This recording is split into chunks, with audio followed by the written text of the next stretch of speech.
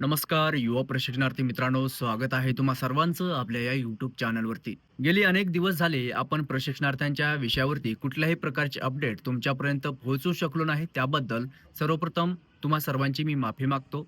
आज व्हिडिओ बनवण्याचं कारणही तसाच आहे. हिंगोली जिल्ह्याचे जिल्हाध्यक्ष भागवत कबाडी यांनी आमरण उपोषणाला सुरुवात केलेली आहे. आज उपोषणाचा सलग 5वा दिवस आहे. या संदर्भात आपण या व्हिडिओच्या माध्यमातून सविस्तर अपडेट पाहणार आहोत. तसेच या आमरण उपोषणाला राज्यभरातून कशा पद्धतीने प्रतिसाद मिळत आहे, तसेच नेतृत्वांच्या माध्यमातून काय प्रतिक्रिया येत आहेत आणि सरकारच्या माध्यमातून या उपोषणावरती प्रशिक्षणार्थ्यांना न्याय मिळवून देण्याच्या उद्देशाने काय तोडगा निघतोय का, हे आपण या व्हिडिओच्या माध्यमातून सविस्तर जाणून घेणार आहोत. त्यामुळे तुम्ही हा व्हिडिओ अगदी शेवटपर्यंत पाहायचा आहे. तर दिनांक 3 ऑगस्ट 2026 रोजी भागवत कबाडी सरांनी उपोषणाला सुरुवात केलेली आहे.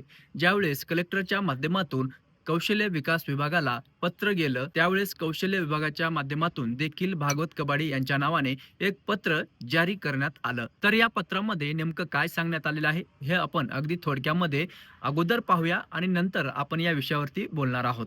तर पहा, हे पत्र दिनांक 3 ऑगस्ट 2026 रोजी पाठवण्यात आलेलं आहे जिल्हा कौशल्य विकास रोजगार व उद्योजकता मार्गदर्शन केंद्र हिंगोली यांना. प्रति भागवत कबाडी, मुख्यमंत्री युवा कार्य प्रशिक्षणार्थी, पंचायत समिती सेनगाव. ओके.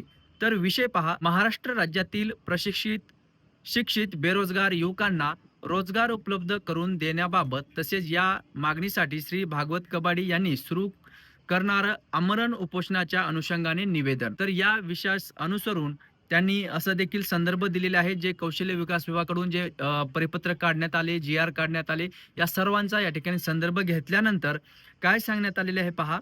मार्च 2025 रोजी शासनपूरक पत्रान्वये मुख्यमंत्री युवा कार्य प्रशिक्षण योजनेच्या कालावधीमध्ये यापुढे कुठल्याही प्रकारची वाढ करण्यात येणार नाही.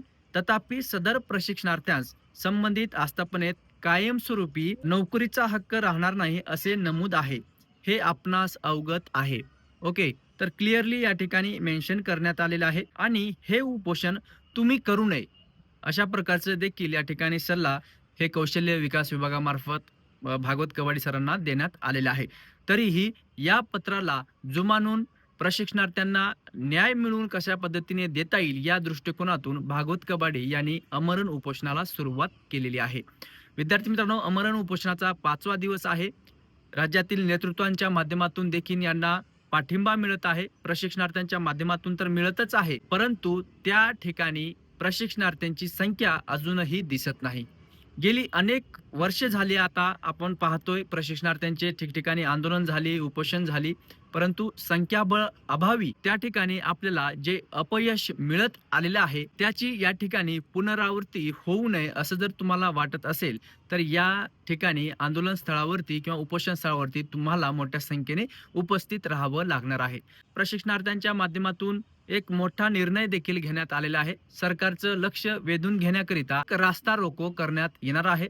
दिनांक 8 ऑगस्ट म्हणजे उद्या रास्ता रोको होणार आहे जिल्हाधिकारी कार्यालयाच्या समोर. या रास्ता रोकोला तुकाराम बाबा महाराज हे देखील उपस्थित राहणार आहेत.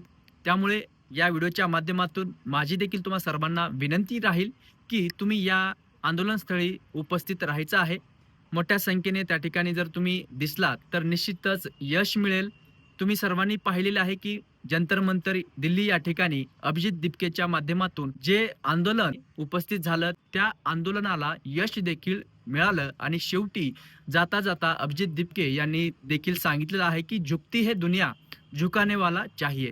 तर यातूनच तुम्ही सर्वांनी समजून घ्यायचं आहे. तर एवढंच मी या व्हिडिओच्या माध्यमातून तुम्हा सर्वांना सांगेल.